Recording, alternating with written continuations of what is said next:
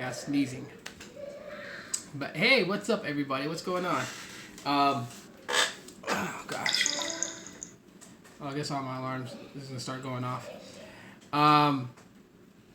Anyhow, welcome.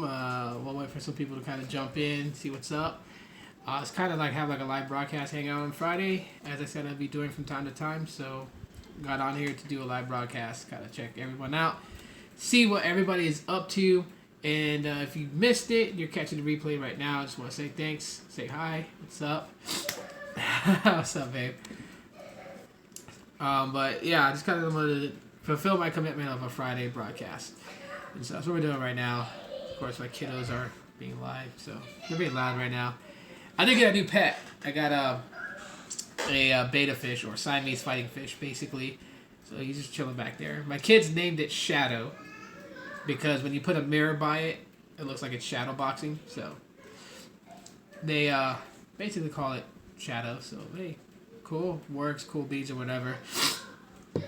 So anyways, something to kind of share with you guys what my daily drivers are, what am I using, services I'm using. So to kind of start off with, been using my Huawei Senza. Been using it as my daily driver device. It is using my plan with Simple Mobile, which runs on the T-Mobile network and uses basically unlimited data. So that's actually pretty cool. I gotta say that when I first started with Simple Mobile, it was really extremely bad. I will give it that. It was like second to none crappy. I don't know what happened. I do know that they did some price plan changes, and gosh, I hate when I have the sniffles. But anyways, yeah, I went through. They had like a price plan change, so like now I pay like the same amount I was paying before for I believe it was like 4 gigabytes or 6 gigabytes or something like that. I'm actually getting unlimited data right now, unlimited LTE, so it actually works out pretty good. Hang on just a sec.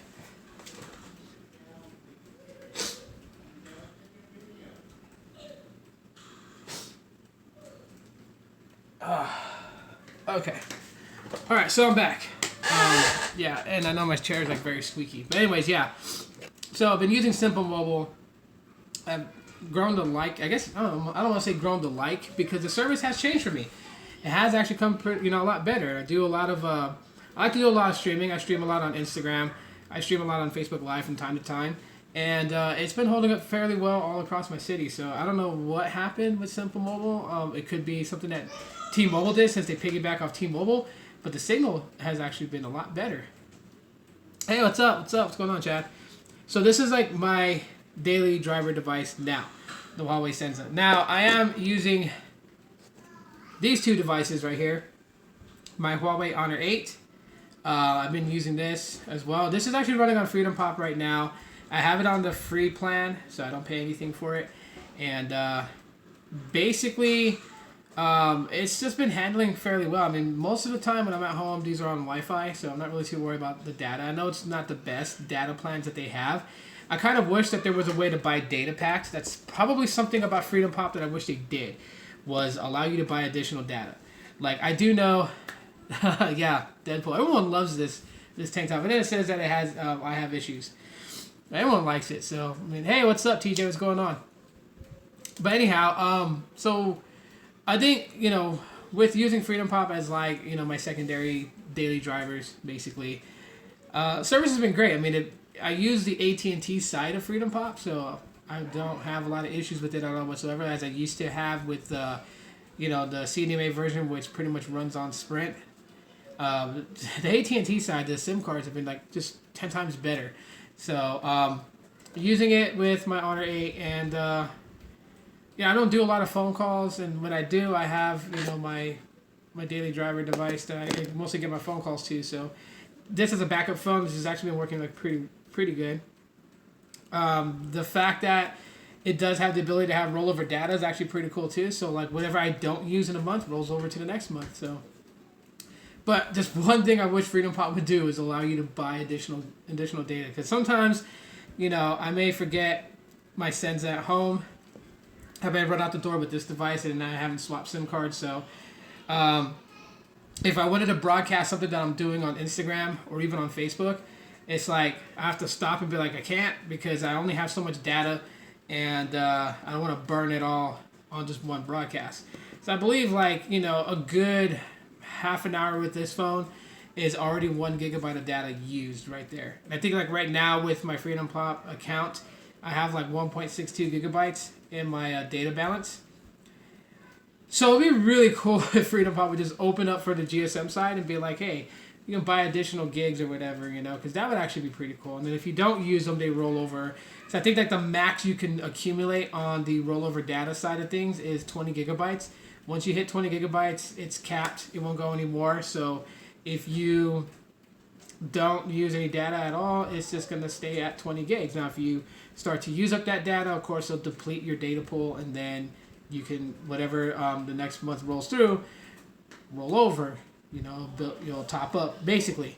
So, you can actually, be patient, because the free plan, I believe it's 200 minutes of talk, 500 text, and this is also what's weird about FreedomPop, is that it was 200 megabytes of data. Now it's saying 400 megabytes of data. And 3 months ago, it said 500 megabytes of data. So they're constantly changing the amount of data you get for free. But the ultimate thing here is that it's free.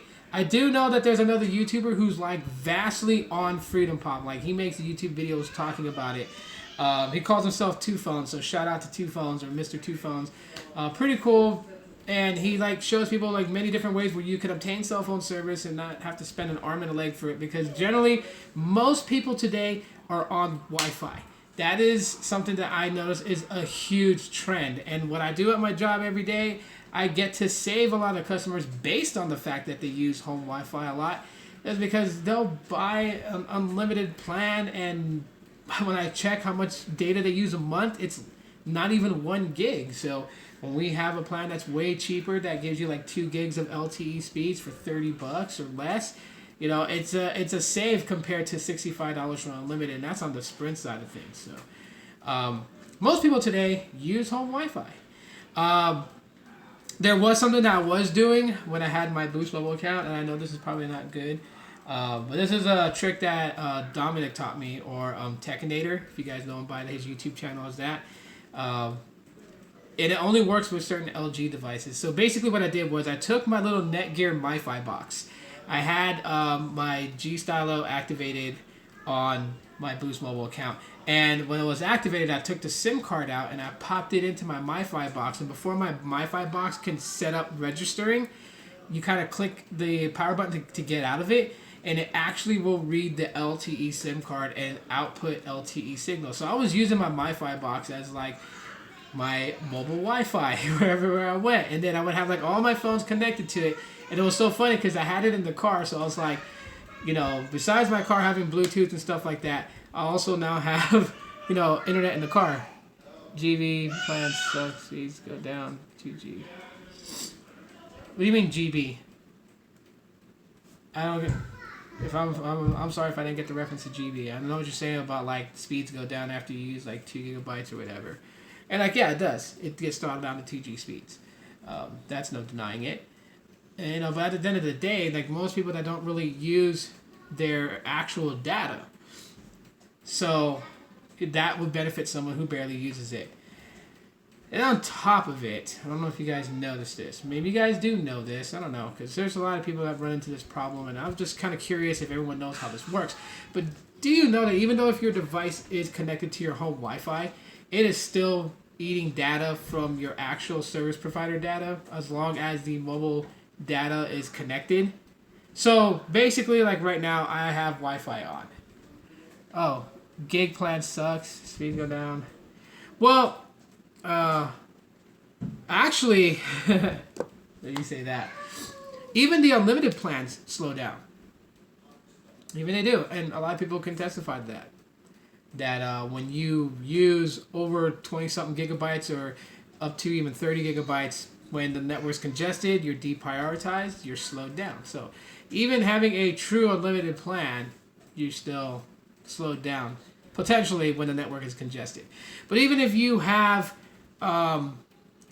gig plans, technically, you don't have true unlimited fast high-speed internet, but you still have true unlimited internet because they're not cutting you off when you reach that amount.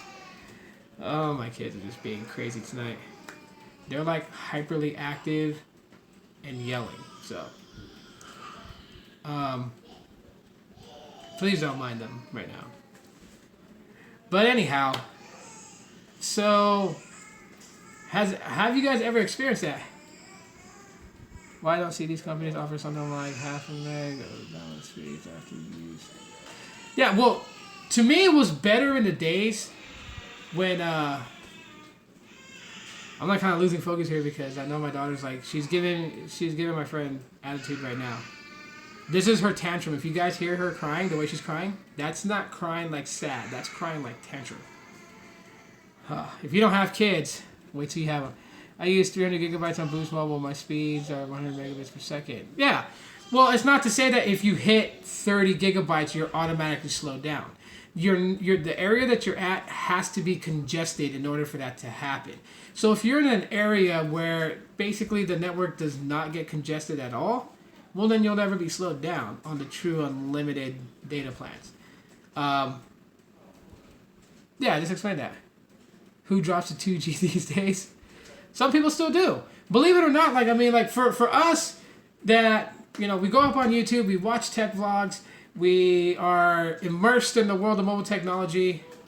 Am I getting the Stylo 3 Plus? No. My days of picking up phones and reviewing is over. I'm not doing that anymore. I leave that to Paul Tech, Magic Tech Review, CV Tech, and everyone else out there. So my days of grabbing phones and doing reviews is done. I just like tech talk, basically. Just getting on here and talking about what's new in mobile tech. But going back to that little small topic, it surprised me too, because there are still people that will call into my job and just be like that. They don't need the unlimited data. They don't need the true unlimited data because they're barely using it. They're on home Wi-Fi. So, they want a cheaper plan, and I end up getting them on something that does slow down to 2G speeds after you use an allotted amount of LTE. So it's just crazy. There are really all types of different types of users out there.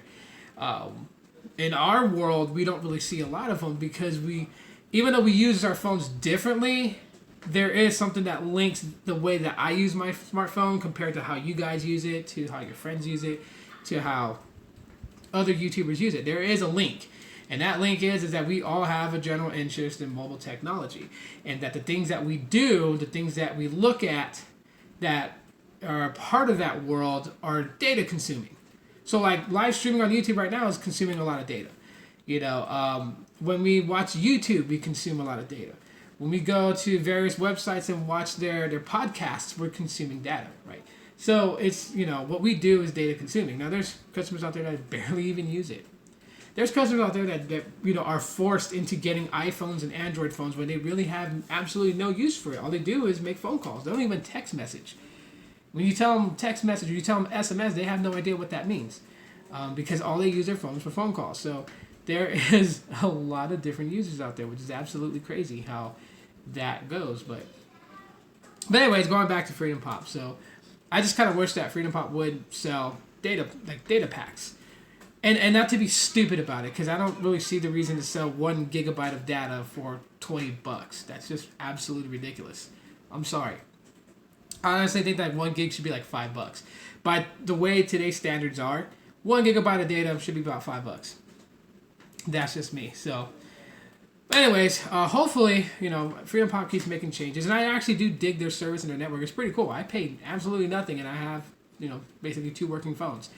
And for the SIM card itself, I paid, I think it was like 99 cents, and I got 2 SIM cards, so it worked out. So if you guys are ever on the wind to have like a backup burner phone for emergencies, FreedomPop, check them out. Especially, if you have unlocked Android devices, well, then you can always get a GSM SIM card from them that runs off the AT&T network.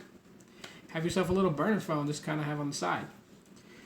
So, the unveiling of the HTC U11, what are your guys' thoughts about it? I thought most are throttling now. No, they're not throttling. They're deprioritizing. It's a difference. Tito, my brother, how are you and your family? We're doing good. You're about to try US Mobile.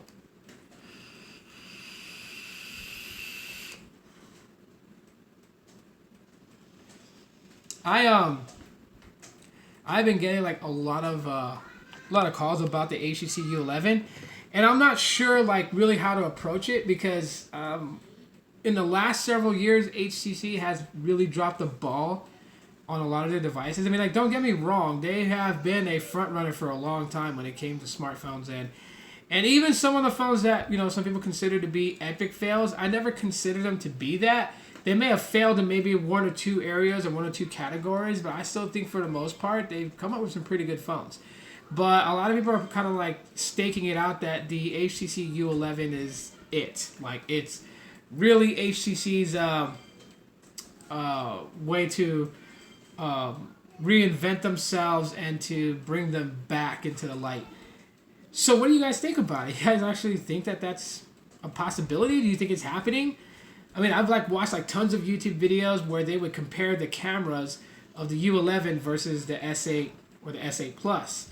And I don't know how some of you guys feel about it, but maybe I might be saying things or thinking in a different way, but I was looking at a lot of those comparison videos of the cameras, and I think the U11 has a better camera. Just the way that it takes photos is like my cup of tea. Looks like a great phone, just don't think losing the headphone jack was a great idea. I think that's just, you know what, like, it's marketable. It's marketable for them to get rid of the headphone jack. I mean, just think about how much more accessories they can forcibly sell to everyone. And while we can sit here and say, like, oh, well, that's horse crap and, you know, I'm not going to buy it, when you're on the fence and you need that headphones, you're eventually going to buy it. And if it's Bluetooth, you're going to get that. Or, you know, if you're going to rely on the little dongle connection to actually have a headphone jack plugging into the USB Type-C port, you know, I mean, at the end of the day, they're all about making money. I'm not agreeing with what they're doing, but I do see where they're going with it. And, you know, because of Apple's acquisition of Beats Audio, well, it was perfect timing for them to get rid of the headphone jack on their iPhones, because now they can move, you know, they just bought this great company from, you know, from Dr. Dre, so now they can just make a bunch of money off selling off the, you know, the Bluetooth headphones. It's like a mobile good, they have cheap plans. I've never heard of them. Sorry. Never heard of Like a Mobile. So, but hey, always give it a shot. You just never know. Like, I've heard tons of horror stories about Simple Mobile from a lot of people. So I never really gave them a shot until one day I was just like, fuck it, I'm going to go do it. So I bought me a SIM card pack, and you know, the first couple of months I was like, oh yeah, you know, the horror stories are right. It's pretty crappy. But lately, when they switched up their plans, something happened, because I stayed on the same plan where I was paying the same amount, which was like $47.50 is what I paid for that plan. But now I moved up from 4 gigabytes, then it moved up to getting 8 gigabytes for that price. Now it's unlimited. So now I have unlimited data at $47.50 a month. And it's good. I mean, it's real good that I can stream and broadcast to just about any social media that I use, whether it's YouTube or if I do it with Instagram or Facebook, and the quality comes out fairly well. Every now and then I'll just have like some minor hiccups where the broadcast gets pixelated, but then it goes back to, you know, being clear. So that's a good thing. So that tells me that the network is actually really good at its speeds. So yeah, but I mean, going back to it all, good deal. Why are you not doing any tech related reviews? Because I liked how you did reviews. Well, one is because it's overly saturated. You know. Yeah, the Simple Mobile's actually starting to build itself better, and then the fact that, you know, they're backed by T-Mobile, I mean, they're actually pretty good. But why I don't do tech reviews anymore, why I'm not doing tech, like, well, hardware reviews, is just it's just overly saturated. You know, at the end of the day, I feel like it's just a regurgitation of the same things, you know? And with what I'm doing with my job and everything, and where I want to be at in my job, just requires more of my time. So that was like the major reason, was my job, my family. But on top of that, you know, like, to be honest with you guys, I really felt bad, like, if, say, like, CV Tech was going to buy a phone from Boost Mobile and he wanted to review it. And I got the same phone and I reviewed it. And it just almost felt like as if I was, like, cutting in. And while some people would be like, well, that's ridiculous, why would you back down and let, you know, someone else get the success? It's not really about a success thing for me. I think CV Tech does great reviews on Boost Mobile, and it's kind of like in the same field that I'm doing it in, right? Some of the findings that he has is very similar to my findings. So, just since he's doing mostly of the hardware reviews, I could talk about the phones. I mean, not having it in hand doesn't mean I can't talk about the Stylo 3. I can always go to like any Best Buy, any place, and play around with it and build my assumptions based around that. Sure, it's not a good length of time to say like, well, you only spend a couple of hours with it, because who actually goes to Best Buy and only stays there for like 15 minutes? Come on, man. I try to milk clock hours there. So, you'll give Leica Mobile a look? Cool. That's awesome. But, yeah, and then, Paul Tech, he has this thing that he's doing. He mostly does like Metro and unlocked devices and Verizon. And then you have Magic Tech who does Cricket. So I think like the bases are covered when it comes to hardware. And it still doesn't stop me from talking about mobile technology with all of you. I mean, I just kind of brought up the HTC U11 just because I wanted to see what your guys' thoughts and opinions were. Because right now, since it's exclusive through Sprint, I know Sprint is using that as a way of trying to keep their customers from porting out. But, man, I got to tell you guys, and I'll share some insight. Where am I from? I am originally from Hawaii, but I live in Arizona. Let me share some insight with you guys. And I've shared this on broadcast before, but I mean, this is like absolutely truth. Yo, Magic Tech, what's up? The biggest problem with Sprint is not their network. I'll tell you that much right now. From Puerto Rico? My uncle lives in Puerto Rico. The biggest problem with Sprint is internal fighting. That is their biggest problem. This is how it goes. 80% of the struggles with my job is based on the fact that an in-store rep at a Sprint store lied to a customer, or they don't set the expectations right. So they'll quote them on their first bill, but they don't tell the customer about prorated charges, because how your first bill is going to look is always going to be prorated. The very first bill is going to be prorated. You're going to be... Because your bill cycle is not set to the day that you start your service plan. The system generates a bill cycle date. So, if you got service on the 10th of the month, your bill cycle is set to the 25th. So that means that from the 26th of the month to the 25th of the next month is your bill cycle. You're going to get prorated charges. So if you started on the 10th, then from the 10th to the 25th, you'll be charged your price plan for that amount of days, plus 1 month in advance. So your first bill is going to be really high. And that's 80% of my calls. Every day, it's 80% of my calls. They literally tell me, cancel my account.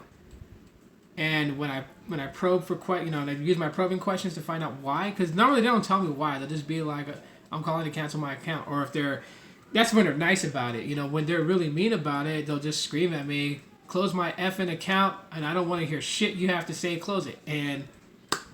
But I tend to find out what's going on, and it always comes down to the same thing. I got this amount of phones when I went to a Sprint store and switched over, and my bill's like this high. And the store rep quoted me for this amount. And it's funny because they'll quote them for what the bill would be every month. So say with 3 lines unlimited and like 3 leases on the account, they quoted them for like $186 a month. So that would be every month. But with the prorated charge, you're going to look at your first bill is going to be about like 300 plus. And that is like 80%. 80% of my calls is based on that. See, at the end of the day, I do know that the store reps and Sprint stores, they got to make their commission sales. Okay? They have quotas. They, if they're not making their sales, they get put in the low performance area, and then they could get into some trouble, or even lose their jobs, because yes, it is true. Those guys will lose their job if they're not making sales, then what good are they to the company, right? That's the way the company looks at it. So they are kind of put in that position. They're kind of forced to kind of use underhanded tricks. Like, there's people that tell me, like, they'll call in, I want to cancel this line. Why you want to cancel the line? It's a tablet. I barely use it. They said it was free. But I didn't know I was paying a monthly price plan for a tablet. Like, okay. Well, I know that the store rep sold them 5 phones plus a tablet, so that makes 6 lines on the account. They got it. Why? because then that rep got his commission. So if he had a quota he had to meet, then he met his quota, or came close to it, or even got a bonus for it, right? But it makes the job harder for retention, because then the customer wants to cancel, and in retention, your job is to not cancel a line.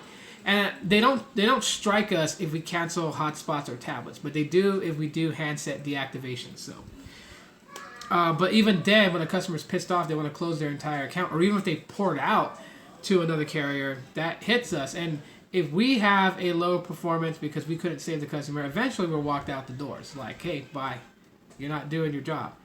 So we internally fight. That is Sprint's biggest problem. The internal fight between call center agents, in-store reps, telesales markets, and billing and finance. The 4 departments that make up Sprint are constantly battling each other all the time. And now, how does the customer see it? Well, the way that I look at it is that why would any customer, any consumer out there trust Sprint when they see that their own team is fighting amongst themselves? Like, how would you trust a team that was constantly stabbing each other in the back? So that's Sprint's biggest problem. You know, that is really ultimately its downfall right now. It ain't the network anymore, because the network has gotten better. I think the rest of my family's home. I hated Radio Shack selling postpaid to people that couldn't afford the next payments. Yeah. But at the end of the day, they were just trying to make their quota. They were trying to make their sales, right? See, like, for me, it's kind of hard because I know that prepaid is it. Okay? I don't care what anyone else says. Prepaid is it. You know? And so, having Sprint customers migrate from Sprint to Boost Mobile or from Sprint to Virgin Mobile, to me seems like more sensible, especially when they're like, they want unlimited, but they can't afford the unlimited Freedom plan. Well, go to Boost Mobile. I mean, the difference between them two is $15 and 2 gigabytes of hotspot. And this is what I mean. With Boost Mobile, you can get Boost Mobile service unlimited data for $50 a month. With AutoPay, $45 a month. With Sprint, they have the unlimited Freedom plan. $65 for the first line. With AutoPay, it's $60. Now, on Boost Mobile, you get unlimited talk, text, and data, and you get 8 gigabytes of mobile hotspot to use. On Sprint's Unlimited Freedom, you know, you get unlimited talk, text, unlimited LTE data, and you get 10 gigabytes of mobile hotspot to use. So the difference is just 2 gigabytes of hotspot, but both plans are exactly the same. So I tend to migrate people over, or suggest that they migrate over to Boost Mobile, because if you have 2 lines on your account, yes, I know dinner, babe. If you have 2 lines on your account on Sprint and you want to cancel because you have a lease, and this is also too what people don't get, why their bill's so high with Sprint. Like, Sprint does have the cheapest compared to T-Mobile, Verizon, and AT&T. They have the cheapest, but they also have the most expensive. Because while on T-Mobile and other carriers you get unlimited, and then the amount that they charge you per month on a lease is cheaper than Sprint's. That's what gets a lot of Sprint customers, is the lease options. And like, T-Mobile does installment billing from what I'm told, so they don't even do leases. I know Sprint does leases and installment billings. Can you even suggest to go to Boost? Yeah, I could. If all else fails, I could always suggest to go there. But here's the messed up thing. If they migrate to Boost Mobile, that still counts as a deactivation against me. So then I still get dinged that negative point. Which I always thought was kind of retarded, because they're under the same company. Like, you didn't really lose a customer. You just don't have a customer that's doing like any type of lease plus a price plan every month. Now they're just doing a price plan, and they bought out their device, unless they paid off their lease, and then, which unlocks it, and then brought it over to Boost Mobile and activated it on there, which is not really a major change or a major shift. But yeah, we kind of get dinged for it, but who knows? Maybe when T-Mobile takes over Sprint, that'll be good. I know a lot of my coworkers at work don't think so, because they're like, it's not going to happen as monopoly, but hey, you never know. SoftBank really does not like the money that's being hemorrhaged out of Sprint. And one thing that one of my coworkers told me, which absolutely does seem like it's true, that right now, because of how Sprint is in all different ways, we're literally paying customers to have service with us rather than keeping customers. Because I cannot tell you guys how many times a day that we give out credit, and we give out a massive amount of credit. I've seen people had like the entire amount of, well, not the entire, but the remaining amount of their installment billing for a phone that they were getting taken care of as a credit to save them. So literally, like, we're paying some customers to be Sprint customers. It's just really crazy. Like, and that's what makes my job so much fun. It's really fun because it's challenging. Since Sprint is number 4 compared to all carriers, and customers will use that against us when they tell us why they're canceling their account. It makes it challenging that if I'm able to do something to benefit them to keep their service. And a lot of them have pretty much gotten my point of view on it, which I always tell them, I'm not asking you to stay with Sprint for Sprint. You know, I'm asking you to stay with us so you don't have to go through the whole hassle of switching to another carrier, and if that don't work out, you go through another headache. So if your complaint is that your bill is $100 more than what it normally is, then I will take care of it for that month. So then that way your bill is where it normally is. And as crazy as it sounds, I've been told to kind of go with that whole, hey, what's up? With T-Mobile, I was approved for 20 lines. Will you stay with Boost? Yeah.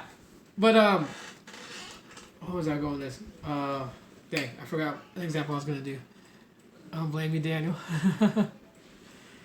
See, like, T-Mobile is offering something that's pretty cool. I think T-Mobile has the T-Mobile One. This is a constant battle between me and customers who talk to me about that they're going to switch over to T-Mobile. They're like, yeah, I can pay less than what I'm paying Sprint.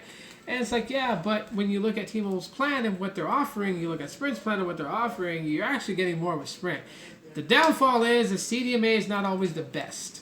Okay, in certain cities, it's going to work great. But that's how it is with every carrier. It doesn't mean that, you know, that Sprint is absolutely crappy compared to other carriers. No, because there's places that T-Mobile does not work great at. There's places that AT&T sucks at. And I found out that if you live in Montana and in the Dakotas, you're going to get really crappy signal with Sprint. And even in Colorado, you're going to get a crappy signal with Sprint because there's people that's like, drop calls day in and day out. I've had T-Mobile. You leave the city, coverage is a gamble. Yeah, I heard that T-Mobile is like really great in metro cities, but once you go in rural areas is where it becomes really bad. You're right, all carriers suck. Yeah, all carriers have their crappy moments, and like people tend to forget. It's like so funny when they're like, I'm gonna go to a different carrier and get better service. Like, no, you're not. You're gonna get screwed the same way you feel like you got screwed with Sprint, because these companies are only about making money. It's just which one has the suave to screw you without you feeling that's the company that's going to be the one that's most like best for you. It's the one you don't feel the shaft from a lot. But they're all screwing you in some sort of way, which is why for me, even though I can get in trouble for saying this, prepaid is the way to go. You have nothing to lose with prepaid. One, you're free to move about wherever the hell you want to go. So if today Boost Mobile pisses you off, you can not pay your Boost Mobile bill. You can go to Cricket and get a line with them. And as long as the network coverage from Cricket and AT&T is good in your area, you're good to go.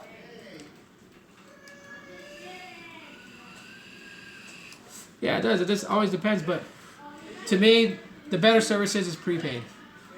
Boost Mobile, Cricket, Metro PCS, AT&T Go Phone, Virgin Mobile, or soon to be Virgin Wireless, because it's about to launch. And then you guys know Virgin Wireless is about to launch.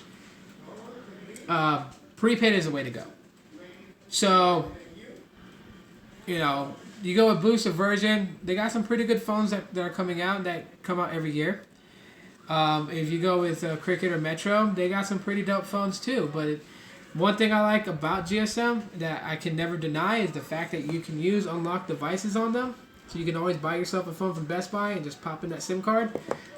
But I will tell you this, the Moto G5 Plus should work with Boost Mobile.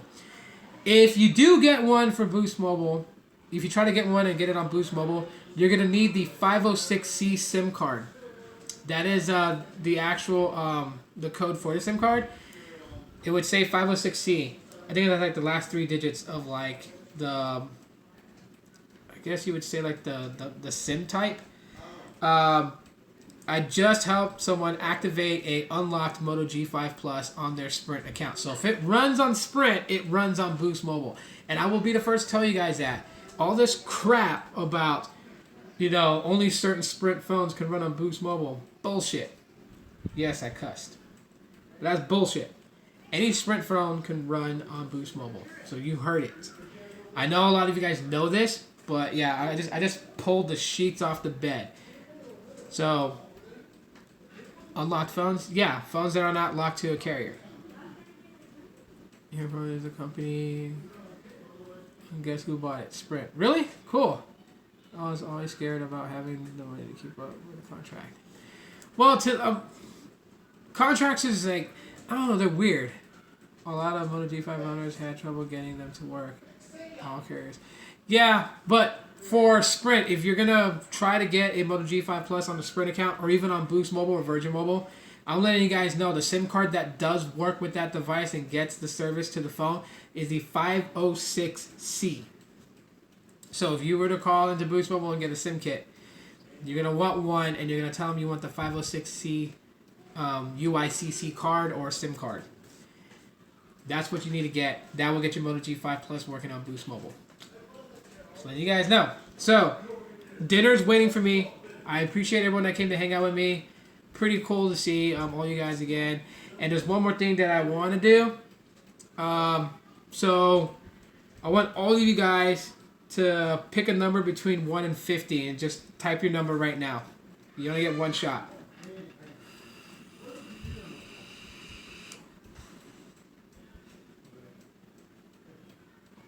Five, 33. Nope. Not those.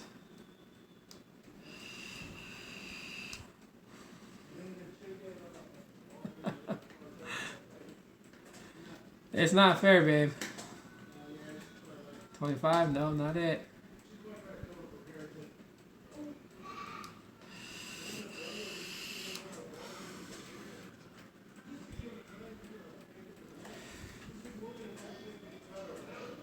Close, TJ. Close. I know you're kidding, babe. Cold there, Paul.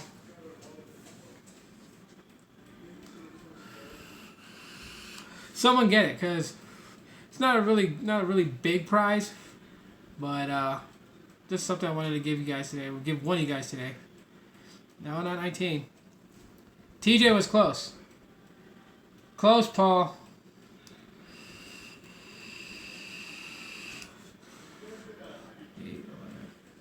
No. No, you went over. It's between 1 and 50.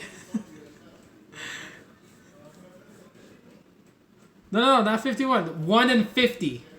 Between 1 and 50.